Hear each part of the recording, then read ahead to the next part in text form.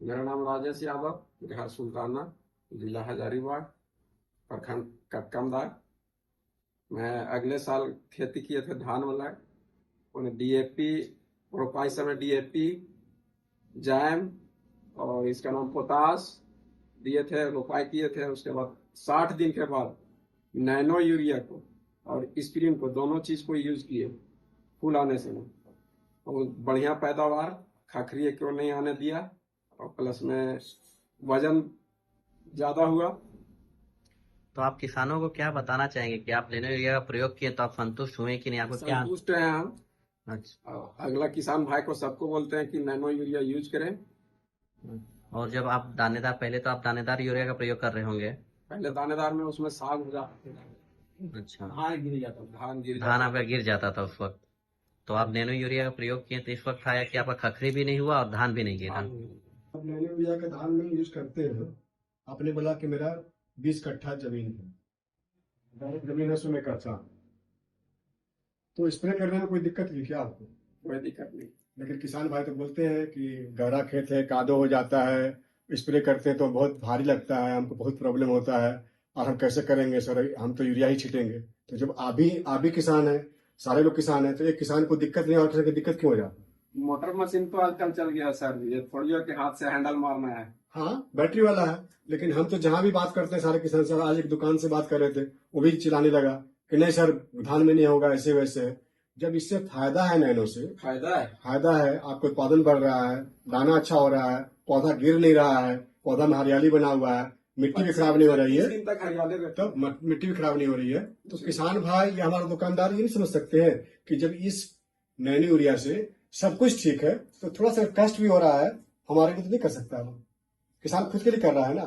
तो आप क्या मैसेज देना चाहेंगे? आपको दिक्कत होती है? नहीं, कोई दिक्कत नहीं। कोई दिक्कत नहीं होती है। तो आप सब किसानों को बोलिए कि किसान भाई एक बार प्रयोग करने के लिए एक बार प्रयोग कीजिए नैनो यूरिया का, जी, खुद ब खुद समझिएगा।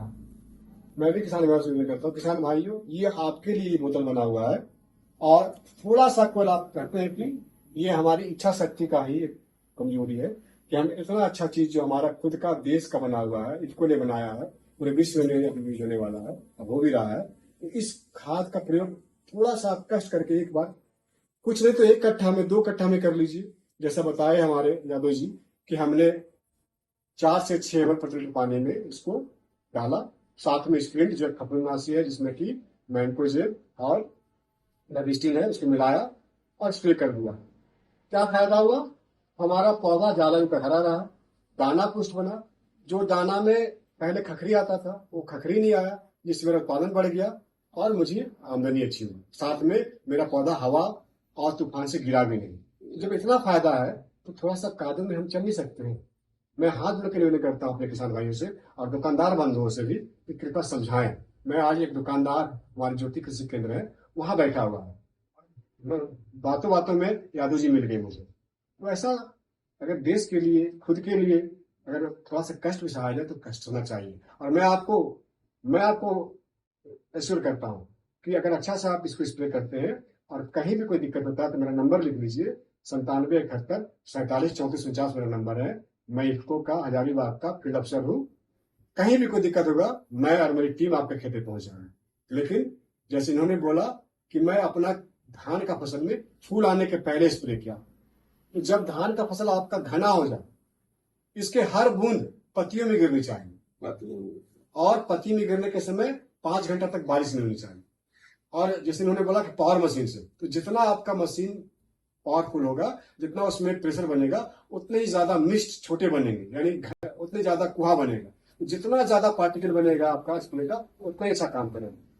तो थोड़ा सा तकनीकी पहलू भी समझे, थोड़ा कष्ट भी करें, और देखें कि जो आप धान आज संकर प्रजाति का हाइब्रिड का लेते हैं, जिसका कि यील्ड कैपेसिटी बहुत अधिक है, उसमें बालियां ज्यादा लगती हैं, उसके कल्ले ज्यादा निकलते हैं, उसमें ग्रेन पर पैनी के लिए पर आपका बाली ग्रेन का नंबर ज्यादा होता है, कम से कम 300 से 400।